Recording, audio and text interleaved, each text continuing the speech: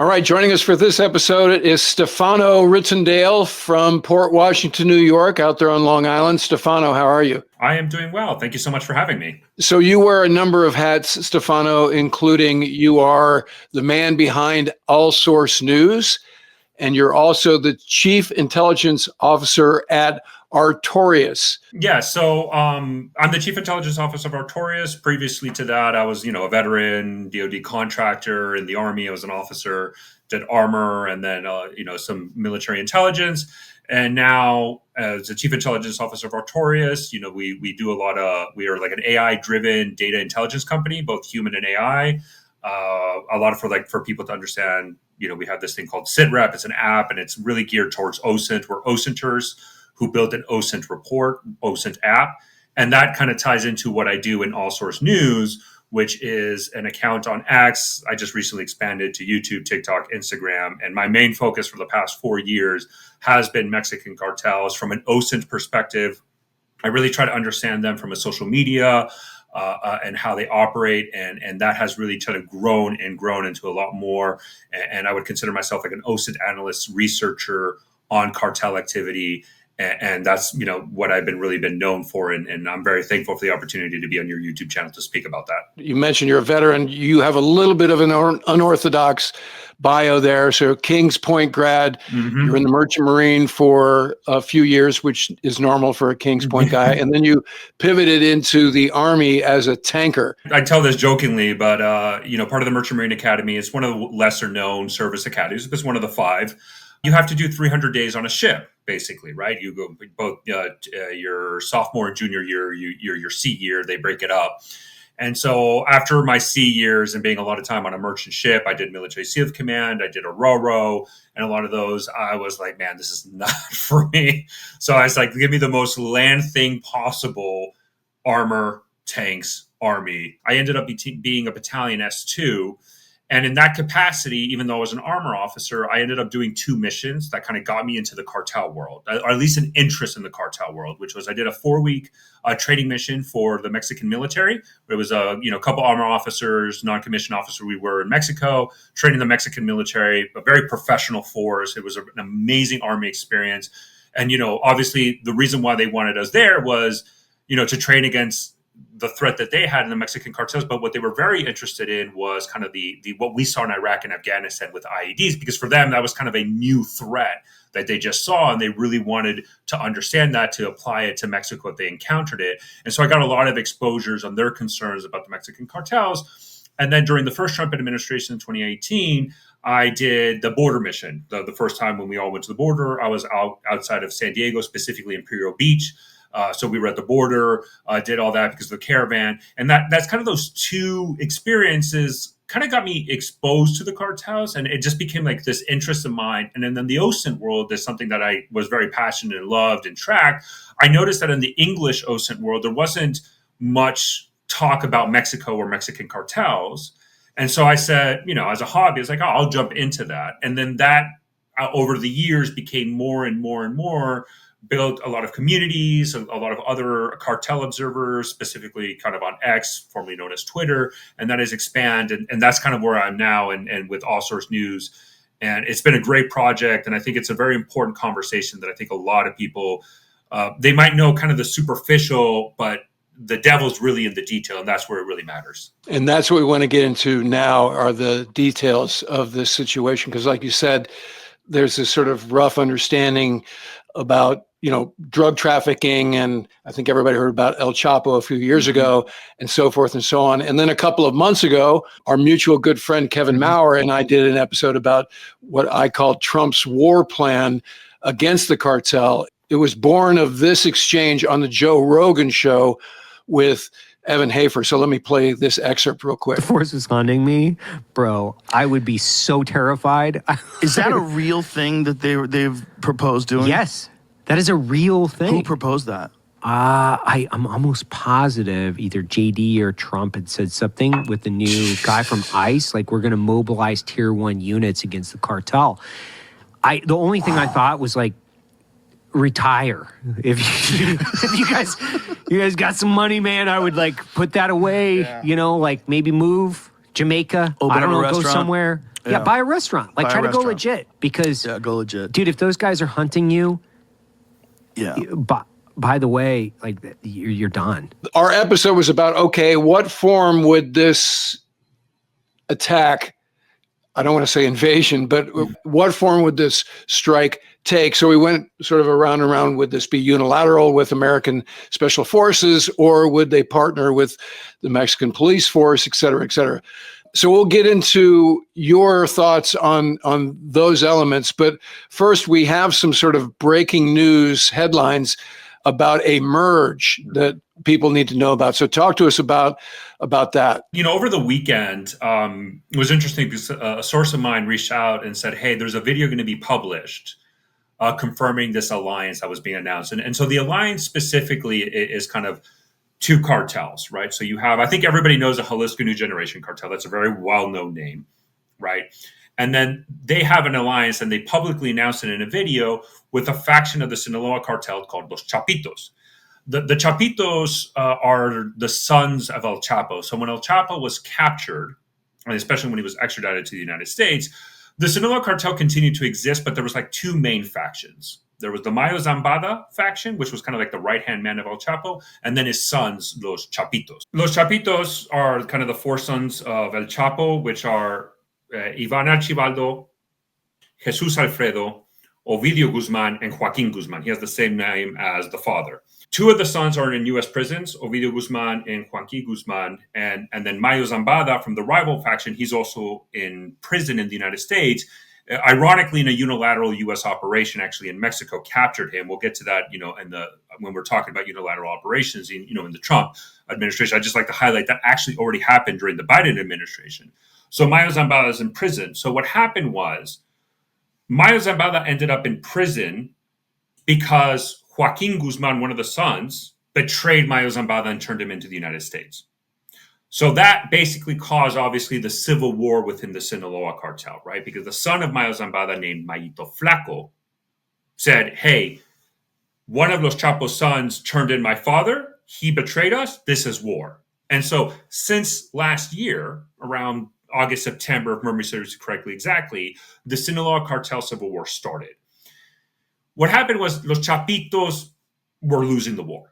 They were losing the war. It was pretty clear they were losing. They were losing not only territory, but key kind of faction leaders and key backers of Los Chapitos were kind of moving away, saying, hey, you're on the losing side. We're not going to support you anymore. And so for months, we had these rumors that Los Chapitos and Jalisco New Generation Cartel were going to had an alliance, right? It was more than rumors. There was a lot of talks, and it was clear. This weekend, we got a video statement from both cartels. Basically, there's this video come out, and they publicly announced that these rumors of Los Chapitos and Jalisco New Generation Cartel having alliance is 100% true. They officially announced it, said, yes, we are now allies. And they didn't name them specifically, but by the way they were talking and how they alluded to, it was clear that this alliance had one common enemy, which is Mayito Flaco. For Jalisco New Generation, this is a great opportunity because now they get to expand into the Pacific much more so than they were. So the Pacific coast of Mexico, specifically Sinaloa, and even much more so in Sonora. Sonora is a border state with Arizona. Huge opportunities for expanded influence for Jalisco New Generation Cartel. Absolutely phenomenal. And more importantly, they get to basically control, if you're looking at it from a drug trafficking perspective, basically the drug trafficking of Los Chapitos, which is very well established, right? They're one of the major drug pushers into the United States. So huge opportunities. And for Los Chapitos, at the end of the day, what this is they get to survive, right? The leader of Los Chapitos, his name is Ivan Archibaldo. We were having conversations, kind of me and other cartel observers, like, he's done. Like, it's not a matter of when. I mean, not a matter of if, but when his fall is happening. And this, now that he has the Jalisco New Generation Cartel and the allies, it gives him a sense of fresh air. Like, okay, I have a chance to survive now and to continue to fight and not lose the areas because he controls Culiacan. And so now this is a new set of allies that let him fight against the Mayito Flacos. And I think that serves his interest because he doesn't want to go. He still wants to continue to fight. And kind of alluding to kind of what you were saying with the other, the speaker in the Black Rock Coffee, kind of like, oh, why don't you retire?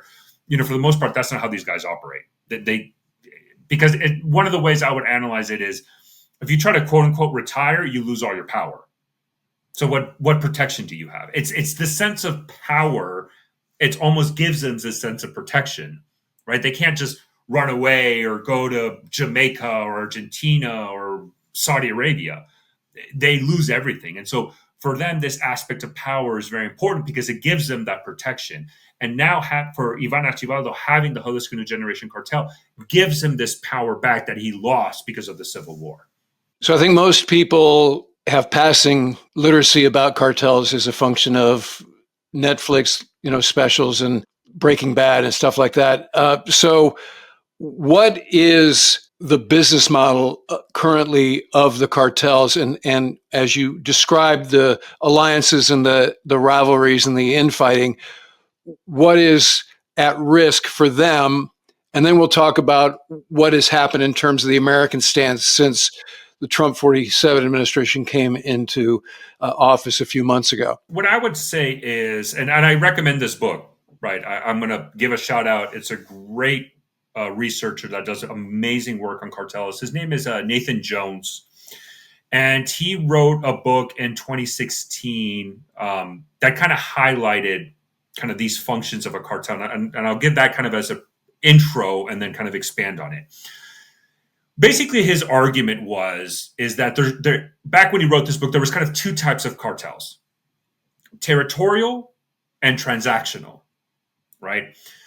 The transactional cartel is more of, I think, what most people will understand, which is the pushing of the product, right?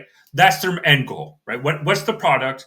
How can we get it into our clients? In this case, the United States. How can we smuggle it? How can we do it even maybe legitimacy? How can we do launder money? Like it's more of this, in a way, business model, right? I'm very simplifying it. And so for them, the primary focus for that is, if it's pushing the product, it's not necessarily, although they're very violent organizations, that's not the primary focus of trying to push the product. It's more of these negotiations and deals, etc. The other type of cartel is the territorial cartel. And for the territorial cartel, their focus and priority is maintaining territory for their own economic interest, either extortion or even drug smuggling. But because they're territorial, they are inherently more violent because they require that violence to remove any threat either from the state or from rival cartels to maintain control. And so a transactional cartel, like Netflix, the movie Narcos, the Guadalajara cartel, if you want to imagine, what was the whole premise? Let's get marijuana into the United States, right? And you see a lot of those negotiations, and there's violence, but negotiations to business dealings, corruption with government officials, etc. The territorial cartel, a perfect example, would have been like the Zetas. And I think the Zetas, most people would understand and recognize that name as an extremely violent cartel. And the reason why they were violent, it was to maintain that territorial control. What I've kind of noticed, that at least in the Mexican side of when we're analyzing kind of cartels and where they operate outside of the U.S., if you focus on Mexico, for a large part, we're seeing cartels becoming more and more territorial, meaning they become more and more violent. But that also kind of goes into the business model, which is what you're alluding to. And I think, yes, everybody knows the drugs, even the human smuggling. And one key point about the human smuggling, a lot of the human smuggling actually is not necessarily cartel driven, but more local human smuggling networks that operate across Mexico and specifically in the border. They're the ones that push the people in. They just pay a fee to the cartel to be able to operate in the plazas, right? That's the business model. It's more local human smuggling networks, even family networks that push it, pay a fee to the cartel where the plaza boss that operates and control it, and then they have the business. Yeah, cartels, some of them push humans, specifically in Sonora, but that's the business model. But what I think most people don't really know is that cartels are involved in so many businesses that it's not just drugs, right? The perfect example I tell people is in Michoacan, there was a lot of fighting because of avocados. Like there was one specific cartel called the United Cartel, which is one of the FTO designated groups, is fighting the Jalisco New Generation Cartel in Michoacan because they want to control the avocados to be able to smuggle it into the United States. Or not even smuggle, even just do it legitimately, but they control it and they get the money. To the point that in 2022, a USDA inspector was threatened by, it suspected, the United Cartels. And for a couple of days to a week, the U.S. halted all avocados from Mexico, from Michoacan, coming into the United States as a retaliation, saying, hey, you threatened our USDA inspector, no avocados are coming. That was a very loud message that was received. And since then, no USDA inspectors are threatening Mexico, because they understand if you threaten the food inspector, our products aren't going into into the United States.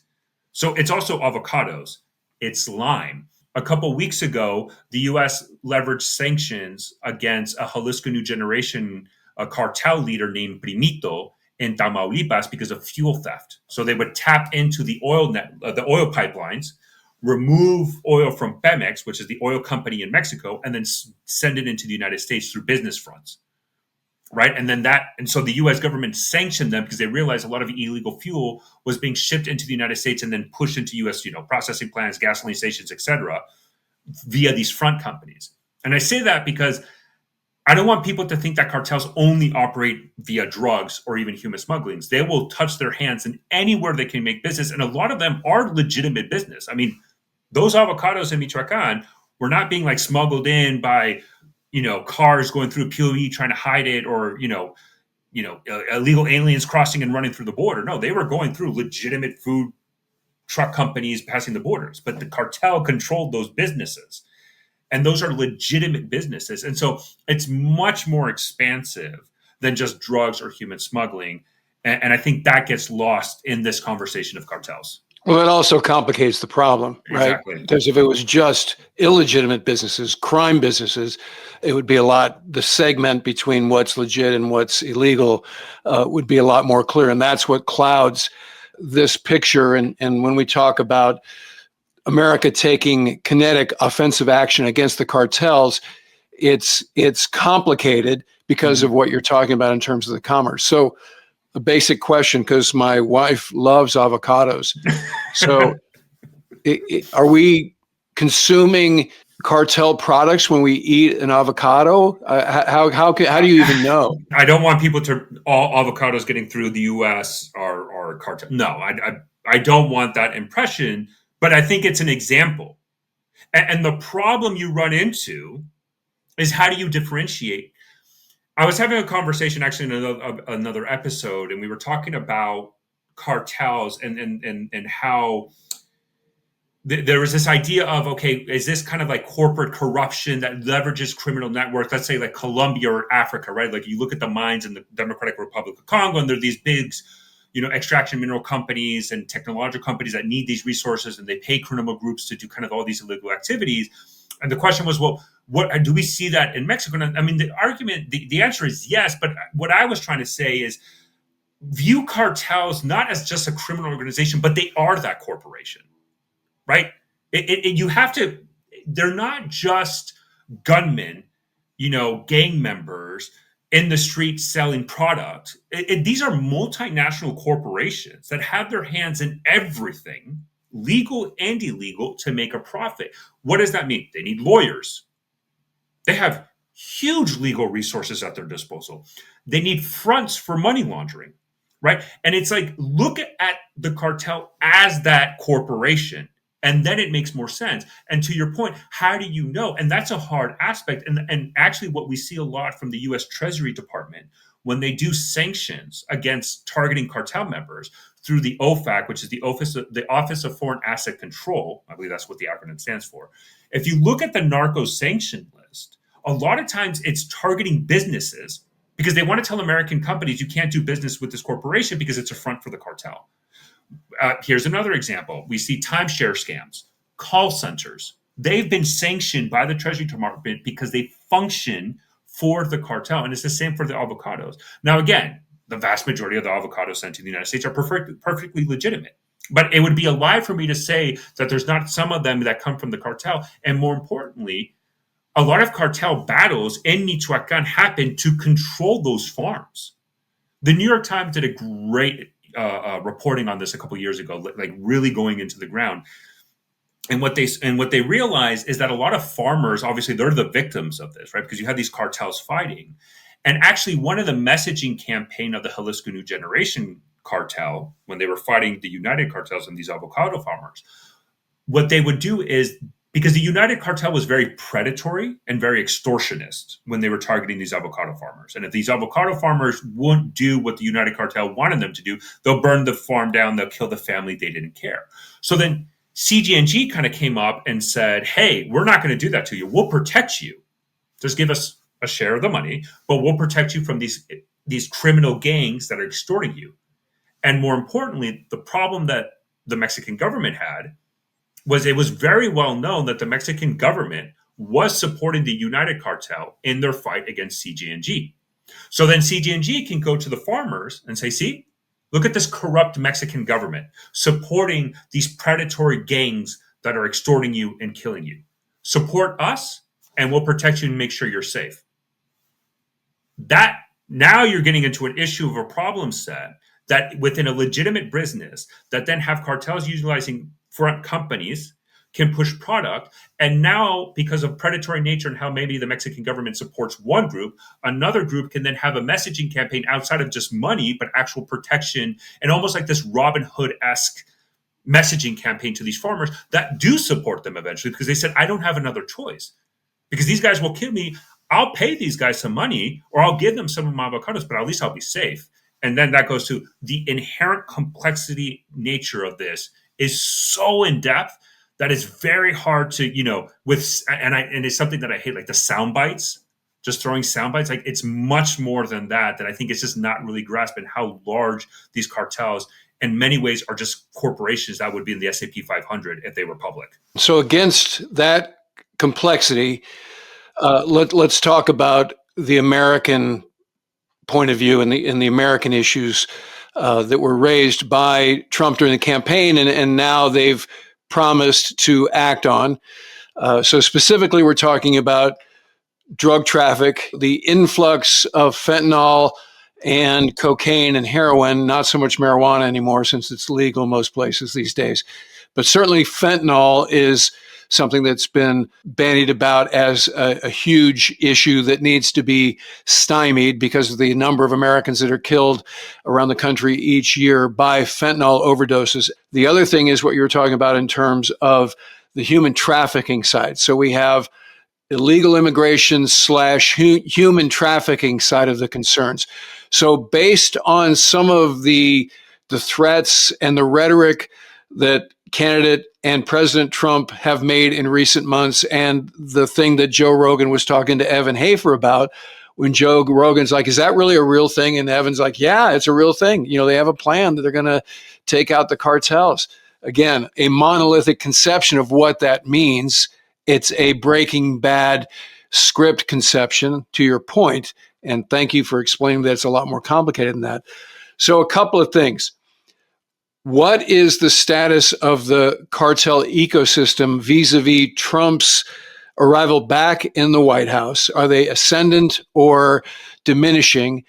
And how effective, and you're the perfect guy because you actually were guarding the border during Trump 45. You were part of that military presence, so you know how effective or ineffective that is. We've plussed up the troops. We have a lot of resources, including Navy, Coast Guard, Air Force, patrol craft. I mean, they've I don't know what the number is now. I want to say it's like 10,000 plus troops on the border, right? So that's as many as we had in Afghanistan, for a while.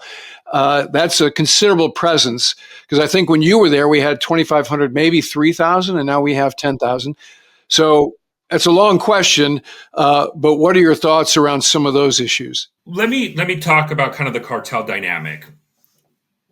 Again, the problem we are going to run into is cartels aren't a monolithic organization, right? And they've all kind of operated and responded differently. What I would say, though, is most of the cartel dynamics since Trump came into office, even since he was elected, but even especially since he came back to office for Trump 47, till now, as a recording of this, a lot of the dynamics that have happened there that was kind of like breaking news, earth-shattering, was because more of internal Mexico cartel dynamics, not necessarily per se influence from outside.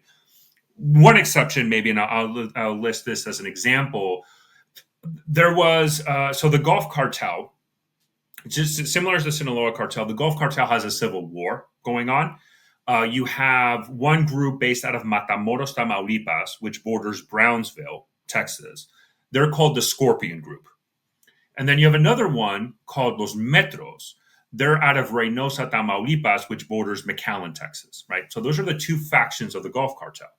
They've had a long series civil war for years, right? Just battling out. And almost like the videos I would see there kind of reminded me of kind of the footage that I would see in the Syrian civil war. Up armored vehicles on the highways, battling each other out. You would have drones that would fly, maybe drop explosive bombs, IEDs, like you name it. Like that specific corridor between Reynosa and Matamoros, there's that area, huge levels of violence, very much reminiscent of Syria. Around February, both groups did announce a ceasefire.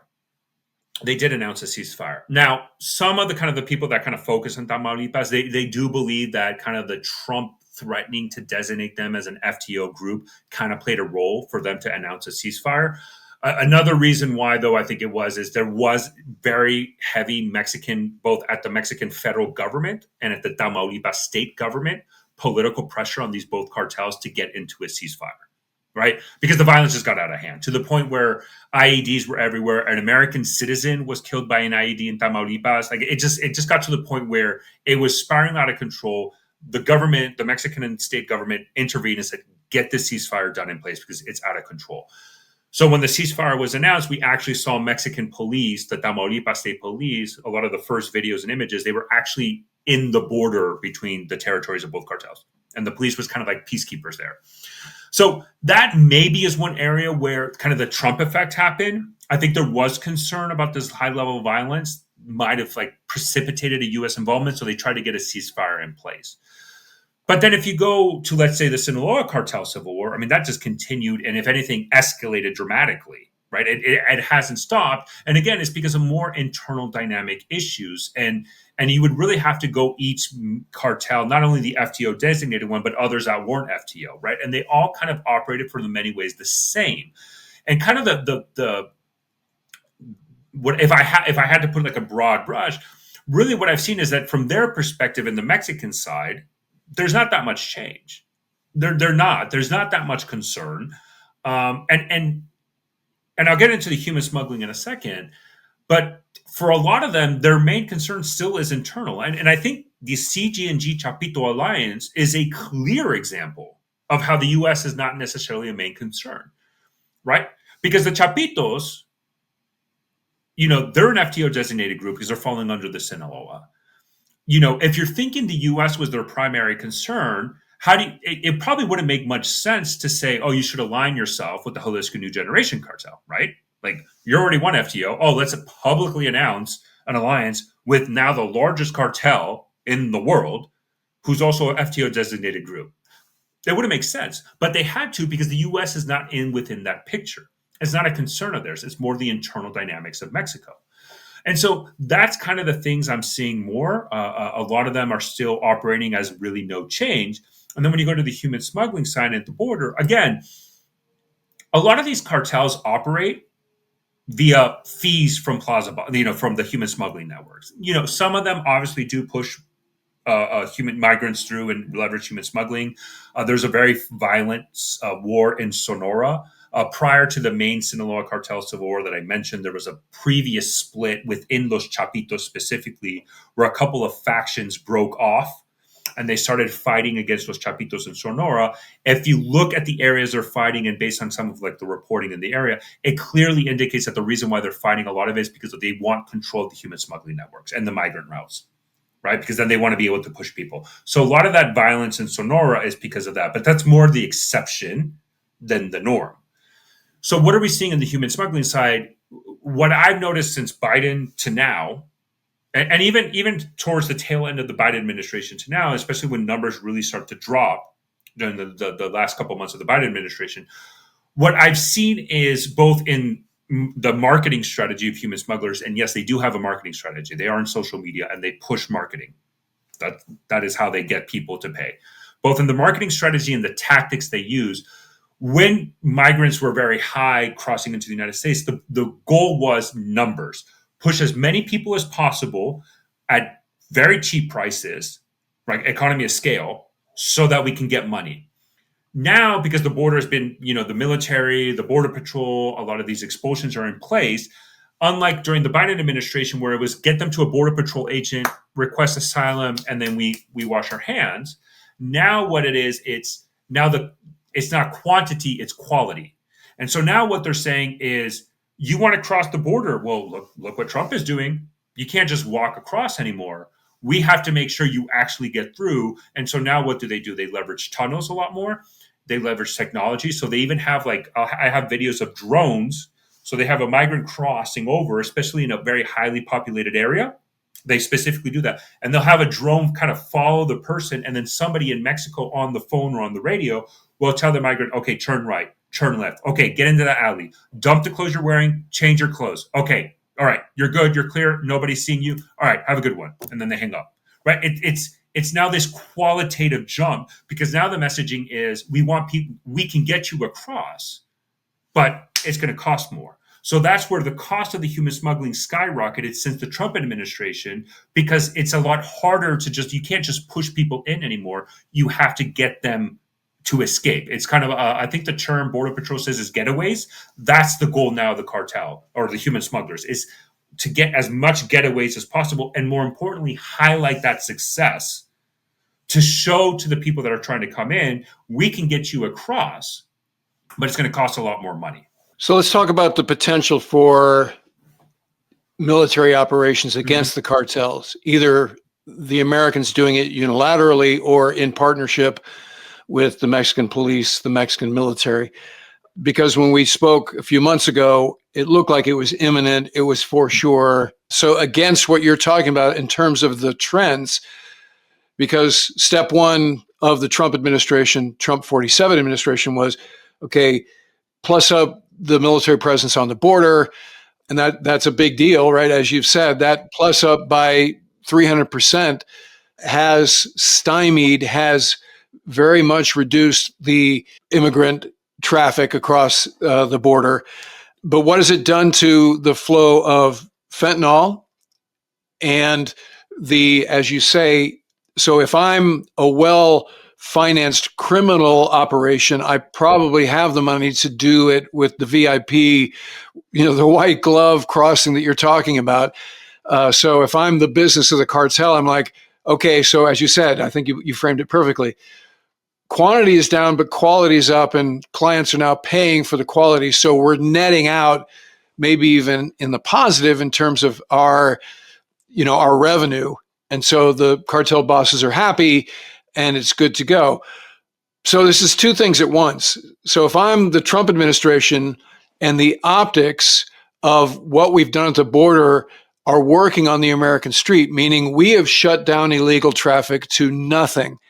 And fentanyl was here, and now it's, just a few little, nodules on the floor of a van as it makes its way across. So, accidental deaths in suburban America are way down and ... right? So if it's all those things, then maybe there's no impetus behind doing any military actions against the cartels. I think the drug thing, I want to make this abundantly clear. The vast majority of drugs that come into the United States come through ports of entry, right? They're not, they're smuggled, but they leverage our largest trading partner that we need to then just put drugs in and smuggle them through. And actually, a lot of the people that detain, the vast majority of the people detained for drug smuggling into the United States are American citizens. Right? Yeah, so that fact is lost in the American dialectic. Right. I think the drug death, for me, I think it's more because of education. And I'm going to say, I think it's Narcan. I'm not a public health expert. I can't really say. I have seen no indication that drugs have smuggling into the U.S. has dropped in any way, shape, or form, because it's still the same operations. Ports of entry, American citizens go. And what I would say is, look, again, these are corporations. So, for example, you mentioned marijuana before, right? When a lot of states legalize marijuana, the drop of smuggling of marijuana drastically dropped across the border, right? True, but you know what also skyrocketed at the same time? Illegal marijuana farming inside the United States. Vastly exploded in the U.S. Actually, the Chinese triads, have a huge foothold in American illegal marijuana farming in the United States. And so I think it was ProPublica that did a great article about that. So again, these are because they're businesses. They're like, okay, so this happened. So how do we respond and how do we adjust accordingly? And that's it. And so again, they're corporations. And if they can't do it, let's say through illegal means, they'll find legal, or they'll just extort people. Like, they don't care. They just want the money. And so, from that perspective, though, kind of the pushing the drugs, I just would say I have seen no changes in the way, at least in the drug side. I have seen a change in the human smuggling, but not the drugs. But to your point, from the U.S. perspective, I would agree with you. I think a couple of months ago, it became very, very clear that some military action was going to happen. I can't give you a definitive answer why it hasn't. I know there is a huge focus, and for your listeners to understand, I think it's important to highlight things. There's, and I've tweeted about this, there's a border mission, and that's kind of what we see, the troops, the strikers, the border wall, and all that. But that is not the same as the counter cartel mission. There might be some overlap, but they're two separate things. There's a reason why the U.S. military announced, I think it's called Joint Task Force Border. I can't remember the exact acronym, but they created a separate task force responsible for the border mission, outside of what it used to historically be when I was at the border, which was Joint Task Force North. Right? So now there's two separate entities. And so there's the border aspect, and then there's the cartel aspect. Why the Trump administration hasn't done a unilateral military operation or anything like that in Mexico, I can't give you. What I think is there was probably larger concerns. It could be the tariffs, it could be Russia, Ukraine, it could be Israel, Gaza. There are a lot of things that said maybe it's not the right time to do it. Or it also could be that the Mexican government, because again, don't underestimate the power of Mexican politicians to satisfy American requirements, right? AMLO, the predecessor of the current president, did an excellent job of doing that during Trump 45, right? AMLO was very, very well connected to Trump. And I think a lot of people think, AMLO is this left-wing politician, Trump is this right-wing politician, nationalists, they're going to hate it. No, I would even say AMLO had without a doubt, AMLO had way better relationships with the first Trump administration than he did with the Biden administration. No question in my mind, because AMLO was very smart. He was very astute, and he knew when to give Trump the things that he wanted.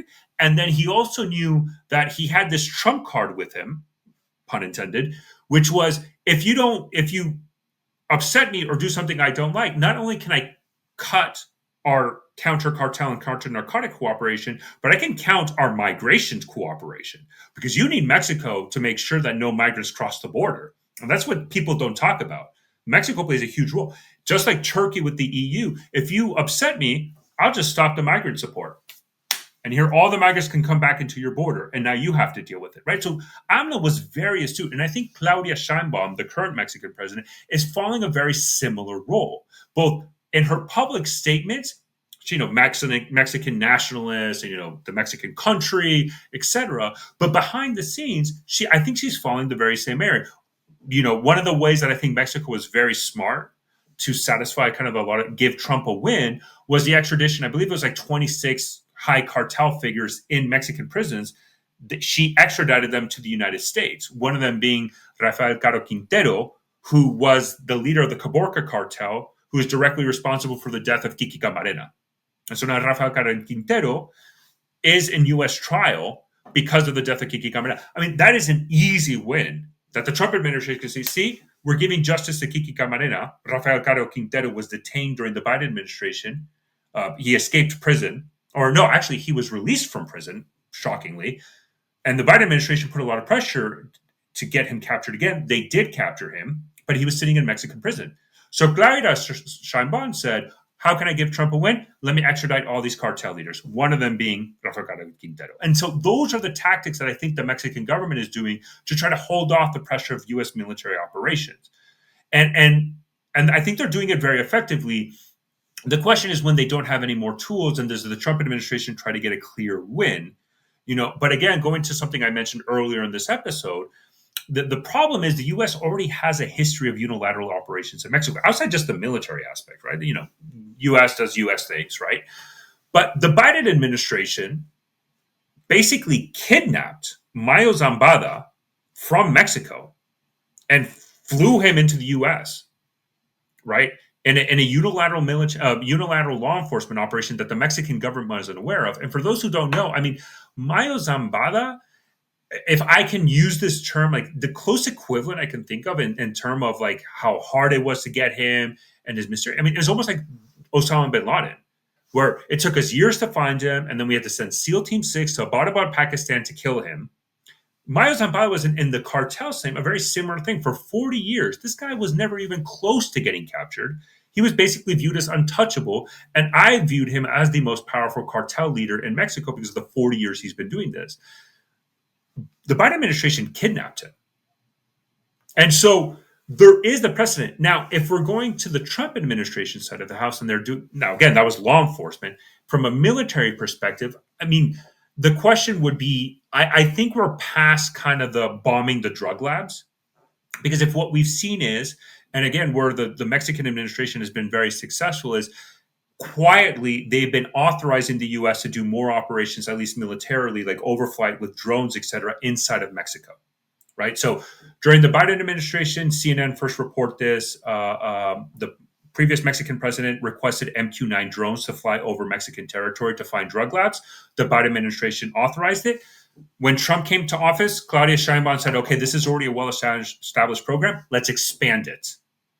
Again, now we give more to the to the Americans to feel successful. And what does that happen? Now, and I think this is something you were kind of alluding to in your media perspective. Now, the Trump administration could say, here we have intelligence. What they do then, our law enforcement have vetted units in Mexico. So ICE has a vetted unit, ICE HSI has a vetted unit, FBI has a vetted unit, DEA has a vetted unit, the U.S. military have vetted units. All these vetted units are their Mexican counterparts. They receive this intelligence and then they give it to the Mexicans. The Mexican action it, they did take away a drug lab. And now the U.S., what we're actually starting to see more, which wasn't something in the past, now we're seeing American law enforcement social media page announce it. And this was actually happened last week, where it kind of caused a little of a political storm that required both the U.S. Embassy in Mexico and the Mexican government to correct. What happened was ICE released a tweet saying, in an ICE-led operation, we decommissioned multiple narco labs in Mexico. And so people are like, wait a minute, ICE led this operation? One thing is like in the background, you have FBI agents in the U.S. and Mexico. Everybody understands that. But the key word was led. It was poorly written. It said it was led by a vetted ICE unit in the Mexican police. And so both the U.S. Embassy in Mexico and the president said, no, ICE didn't lead it. This was our guys, our Mexican police. They did this raid because of intelligence from the U.S.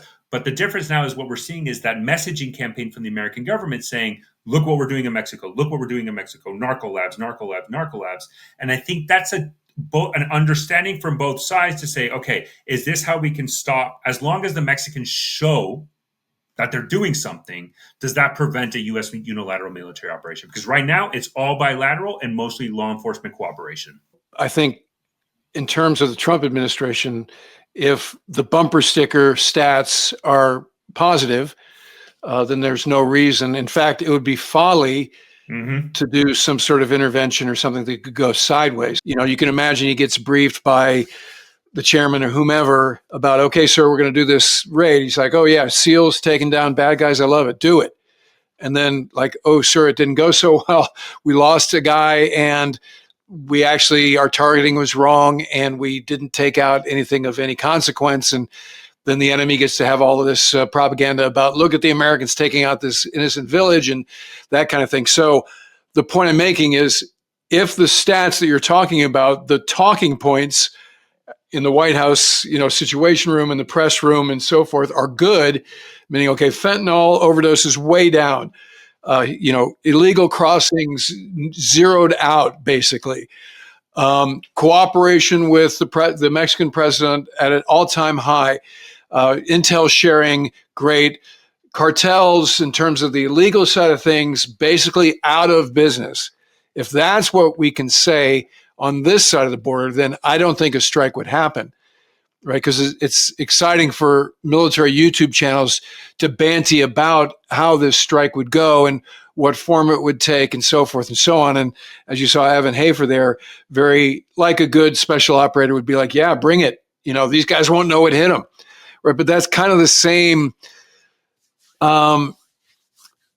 rhetoric that gets us into trouble from time to time. So maybe the Trump administration can be kept from that tripwire with good stats that you're talking about. But let's say that the U.S. does do a strike in Mexico. It would have to be something big, like a leader, like El Mencho, Ivan Archibaldo, like a big, Mayito Flaco, like a big cartel boss.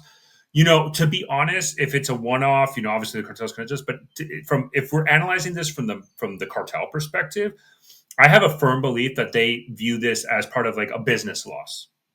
It's an acceptable loss to do business, right? Again, it's the corporation. Like, if literally analyze these guys from a corporation perspective, it makes way more sense, right? Because people always say, the counter to this, like, oh, you think the cartels are just going to sit back and let this happen? Of course not. And it's like, we literally have a scenario where the U.S. kidnapped the most powerful drug lord in Mexico. His son was put into power. And did he do anything to the U.S.? No. What did he do? He went after those Chapitos, the other faction of the Sinaloa cartel. Like, if you wanted a justification to bomb, let's say, the U.S. embassy in Mexico, well, what other justification that you kidnapped your father? Right? And they did it. Because, again, in their mindset, acceptable loss. Oh, you killed our number one leader? Acceptable loss. Especially, and I can tell you right now, the drug labs, the cartels, for the most part, they don't care.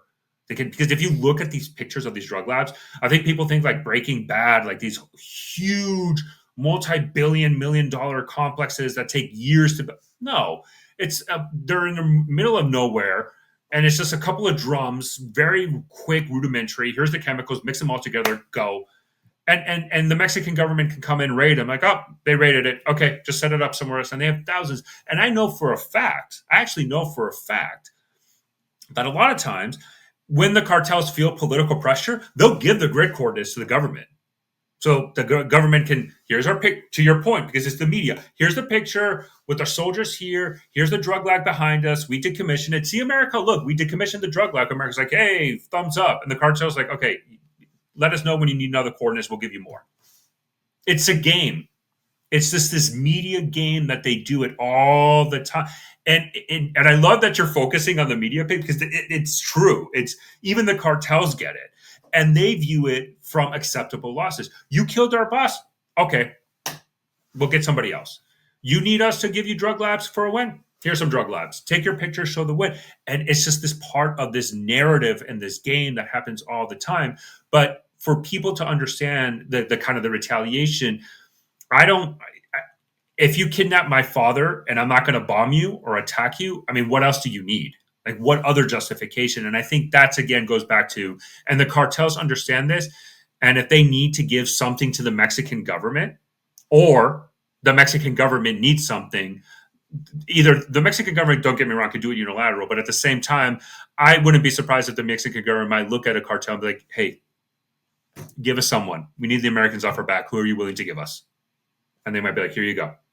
And we saw it, actually, funny enough, when the American citizens were killed in Tamaulipas, right? There was 4 Americans who went, 2 were killed, 2 were captured. I believe this was in 2022, 2023, during the Biden administration in Matamoros. The Scorpion Group was the ones who did it. They thought they were Haitian smugglers. They made a mistake. When they realized they were American citizens, because they had 2 of them captured, Scorpion Group called the Tamaulipas state government, said, here's their location of the 2 that are alive, and we're going to leave the 2 bodies here. Go pick them up. And then the next day, the people that were responsible for it, they put the truck, they left them all lined up with their hands behind their back, and they stayed there with the narco message and turning them into the authorities. And the narco messages basically said, hey, America, our bad. We didn't know these were Americans. We don't want to go to war with you. Here's the people responsible. Do as you see fit. Media. And last example, sorry, it's just because you said it and I just more and more come to my mind. Because it's so true. It's just so fascinating and I appreciate it. It's there was during the Trump administration, one of the cartel bosses, he was like the second or third in charge of the Northeast cartel. His name was Enrique.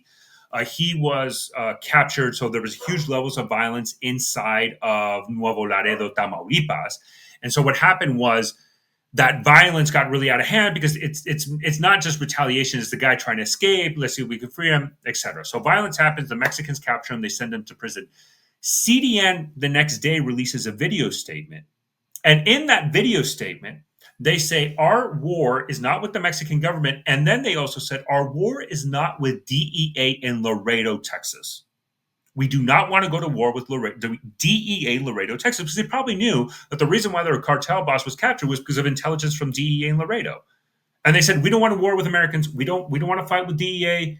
We're just fighting against their standard rivals, corrupt politicians, et cetera, because they're all Robin Hoods. And all Mexican cartels, they're not aggressors, they're victims trying to get justice. And they say that because they don't want to fight the United States because that's where they need America for money. So why would they fight us? It doesn't make any sense. It's a conventional force versus an asymmetric threat. And so even at the farthest end of our lean and mean special operations like Tier 1, Delta, or DevGru or whatever, it's still a conventional force. So as you say, if a conventional force is doing a high-value takedown of a single cartel leader, or we're going to do a surgical strike using Reapers of a chemical tank in the middle of the jungle, right, and call that, we took out a cartel manufacturing facility, right? We get the visuals like the Mexican police do, as you say. You get a bunch of dudes all in black with their rifles looking like badasses and a few bad guys with, hogtied. And you're like, look, we're just taking care of this problem like you read about. And on our side, we're like, wow, okay, looks like we got it under control. That whole drugs and human trafficking, teen girls from Ecuador getting transported across the border, that problem's over. Good. And then you add that to the border stats and the fact we plussed up the military. I don't know if they're going to stay there in perpetuity. As you know intimately, not the best duty, not really action packed, to hang out in McAllen or Brownsville or wherever, or just north of Matamoros or Tijuana, and like you're there on the border, like, hey, this is a war zone. You want a funny story about how they did? You know what they did for the border mission? They considered it a TDY. They made it a TDY, and then because we were in Imperial Beach, the naval base, we were in tents with tent showers. Like the Marines had because I was in the Army element, we were under SP MAGTF, so it was a joint. And because we had meals, actually we had MREs for the first couple of weeks and then just meal provided. And then we had obviously no BAS, no TDY money. No, like when I was there, then they changed it. But it was you got nothing. And then it got to the point where when the migrant caravan arrived to Tijuana, they set up a tent city in the middle of and what happened was now there was so many of them that was causing for the Mexican government in Tijuana a health concern. Communicable diseases, everything. So the Mexican government said, okay, we got to move this tent that was right at the border. They brought them in, and there was political pressure from the Trump administration for this. They grabbed that tent, they put them into a stadium deep in Tijuana. But in that stadium, we saw the videos, and we're like, dude, the migrants have better living conditions than we do. And we got nothing. It was TDY, and then they gave us the Armed Service Medal ribbon, whatever then instead of the Expeditionary one, there's the Armed Service Medal. But yeah, no TDY, no hazardous duty, nothing. And it was just when I was there, I was like, oh my God, it was just I was like sometimes I felt like, man, I felt like I had better living conditions when I'm doing field exercises in the Army. Sometimes I was like, oh my God, this was it. When it rained, the whole area flooded. It was terrible. Did you have any specific training? I mean, were you guys planning contingency ops, or what if they come, the hordes come across the border? Were you doing any of that kind of planning? When we were there in 2018, obviously, Posse Comitatus was in effect, and we were Title 10. That's why it's very interesting what they did now in the border. They made it into military bases. Because that way, Title 10, you can detain them because now you're going through a military base, so you're not violating Posse Comitatus. I'll give kudos to Ingenuity, whoever thought of that. So the Department of Interior, that's why they transferred it over to the Department of Defense, because now you can detain them. So when we were there, obviously, we couldn't even, I would say the most amount of training we had was legal. And it was literally the mission was So we were under an SP MACTAF. We were the ground component, right? And then there was an engineer battalion. That engineer battalion's responsibility was to build concertina wire and reinforce the border. And we were there for the protection of them. And then that was our main mission. Our secondary mission was, okay, well, what if they rush the border? Okay, so since we're MPs, these guys are trained in riot control. And so the idea was, okay, you have CBP was like, I think the first line, then was Border Patrol, and then it was the MPs were the third. So if there was any attempt to like a mass riot and push into the border, we were the backup to the federal law enforcement, and we were like the last tier. But the most of the training that our guys had was more of the legal sense, because we would run into a situation where we had MPs there at the border with the Marines that were reinforcing a border. And I kid you not, a migrant would jump, and the migrant would look at the American soldiers like, they got me. Okay, here, let me turn myself in. And the American soldiers like, dude, don't, I can't touch you. Like, please do not come after me. Like, I do not want JAG. No. And he would call the Marines like, hey, Border Patrol, I got a guy here. Like, this is your problem. I can't, posse comitatus. We can't do law enforcement. So the migrant would be like, oh my God, they can't touch me. And they would run. And so the guy was like, yeah, he's heading down, I-10 or something. Go get him. Good luck, Border Patrol, and hang up. Because that was the thing. Do not touch migrants. Posse comitatus. Like, and so that was the main thing. And for me, I was the S2, right? So for me, it's intelligence oversight. And so for intelligence oversight, I couldn't do anything in the U.S. So I had to I actually had my cell. I had to get my protection NCO. I gave her over to the S3. And I said, you guys need to create your protection cell, because anything, if it's the border, from the border north, don't talk to me. Intelligence oversight. Cannot do it. I cannot do anything in the U.S. You have somebody taking pictures of you in the U.S. and suspicion. I don't want to even know about it because it's illegal. I can't. So my whole responsibility was everything south of the border. I was like, south of the border, all you want. If it's north, talk to the protection cell. We had specific I don't remember. I don't know. It wasn't CID. I can't remember exactly, but one of those that had the authorities to do here's your point of contacts you talk to them. And if there was any suspicious activity inside the U.S., I do not send me pictures. If it's a picture south, cool. But north, no. And that because, as the intelligence officer, I can't do U.S. persons. I can't do anything in the United States. But it's very, very strict. I don't want to go to prison. So it's very clear. And so that's where it's kind of an interesting aspect now with this, how they changed it. But even with it being a military, at least from an intelligence perspective, if you're an intelligence officer, even inside the U.S. military base, you cannot do anything. That is still, from my understanding, maybe the guys in the border can now detain him because you've entered into a military installation. But you, as an intelligence officer, I've had people kind of contact me when I did it, and they asked, I said, dude, or ma'am, whatever, if you're at the border and you're doing the border mission, the only way you're going to be successful if you focus south. Just try to focus south.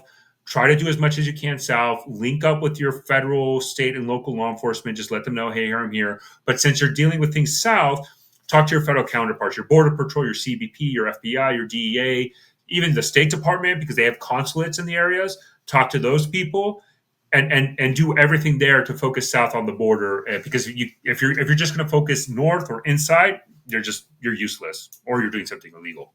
Well, plus the word of mouth in the migrant community spreads. And to your point, if the first guy, comes chest to chest with you and he's like, okay, take me. Wow, this is really effective. And then he realizes, oh, you're nothing but a paper tiger. Then he tells his buds, hey, you don't have to worry about the gringo army guys. They can't do anything, and so at that point it's ineffective. Maybe the absence of posse comitatus this time is giving more rigor to the defense, as it were. With all the nuance of legality that you're talking about notwithstanding, I think this is where Trump 47 maybe learned some lessons from Trump 45, not to mention the basic ineptitude of the interim years. And just how we seemed unable and unwilling to tackle the problem in any rigorous way.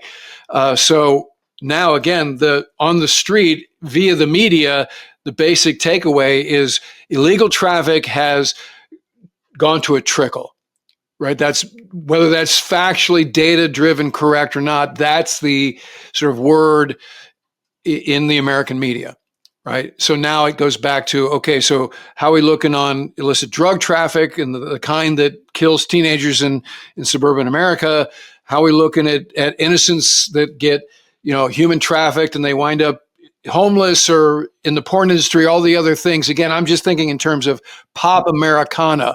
Why is this an issue? What are the things that resonate with voters and with influencers in America, which is what drives lawmakers and particularly the executive branch to take action? All right, so based on everything you're saying and then this conversation we've had, I would handicap the chance of a strike, particularly a unilateral strike of tier one special operators against the cartel, as very low right now. What we talked about with Kevin some months ago remains germane to the situation, but based on the detail you've provided here, I'm going to say the chances of it actually happening in the near term are lower than maybe we thought a few months ago. And just wait, maybe the day this gets published, the next day it happens, we're all like, oh, well, because everything, but that's the thing. I would agree with you. It's lower. And I think it's the push, but there's always that's the one thing I'm okay. And is there a push? And to end though, I will say it's not only the social media influencers. It's interesting you say that.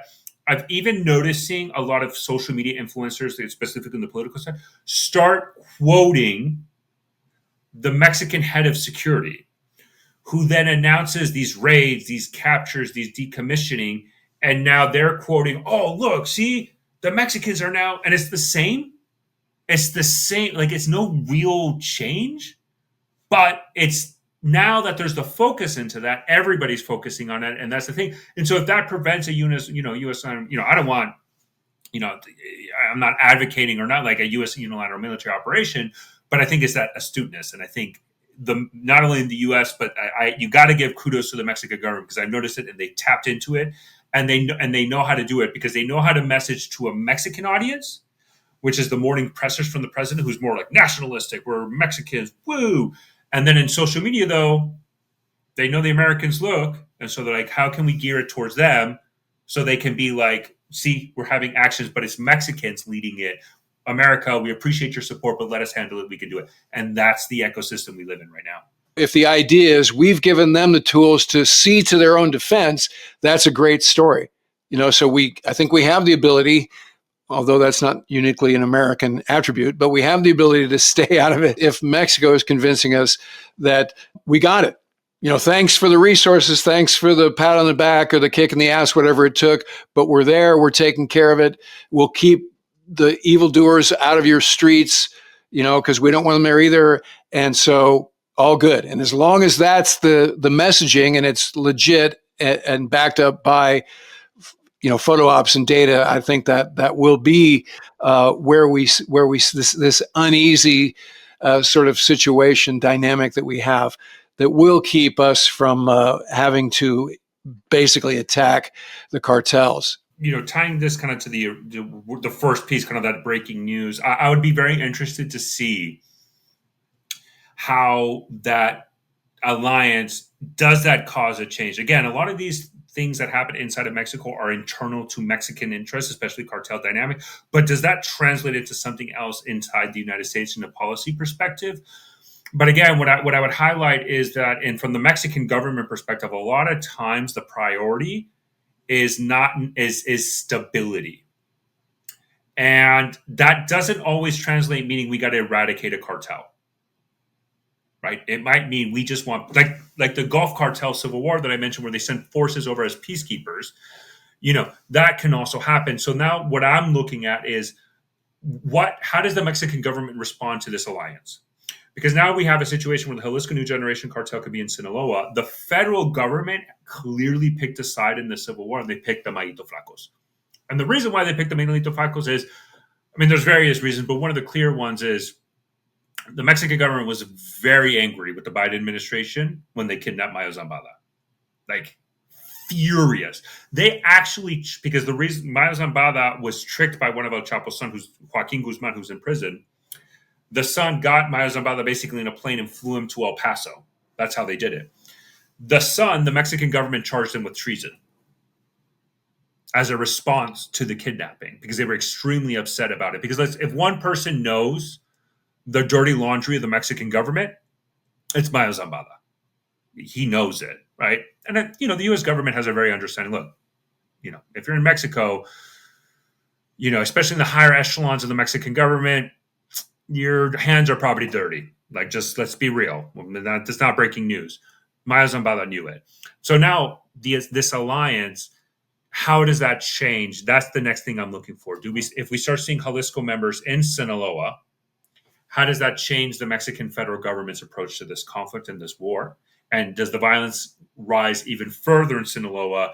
How does the Mexican government respond? And is that something that then the Trump administration shows a concern, or is this more where the Trump administration says, you know what, Mexico, this is your problem. Just to your point, make sure no more migrants come to our country. As long as you do that, we'll wash our hands and we're good to go. Or, give us a cartel leader here once so often, right? That's this thing in the cartel landscape. This alliance really is going to change a lot of things. And the second and third order effects are pretty hard to really predict right now. We need more data. We need more time. We need to see more responses from all these actors. And then does that maybe change the Trump administration approach? And is now there a concern within the Trump administration? Oh my God, the Jalisco New Generation cartel is too powerful. Like that they're already super powerful. Like, one group that has international reach like nobody else is the Jalisco New Generation cartel. A distant second is the Sinaloa cartel. From like any group, criminal organization, organized crime, hell, I'll even say terrorist organization. The one with the most reach is the Jalisco New Generation cartel. And now you're incorporating the Chapitos infrastructure into this? So now does the Trump administration start seeing things and be like, whoa, this is not doable. This is not feasible. Something needs to happen. Because the Sinaloa cartel, as a unitary organization, is dead. But now you have one of the two, the weaker of the two, joining the other. And maybe the Trump administration says, nah, absolutely not. This is too much. But I can't really tell you right now. It's really hard to tell. But I could see that changing the calculus of the Trump administration, saying something needs to be done. Or maybe it's the other thing. Hey, as long as drugs and you show us videos and stuff, we're good. But that's just this unknown that could change everything on a dime. So we'll watch for you in All Source News to keep your eyes on this situation and have you back on once something significant happens down there. So Stefano Ritondale, thank you very much for your time today. And we look forward to having you on again very soon. Thank you so much for having me. It was great. All right, that'll do it for this episode. If you're not already a subscriber, become one so you don't miss anything. And in the meantime, I look forward to talking to you again very soon.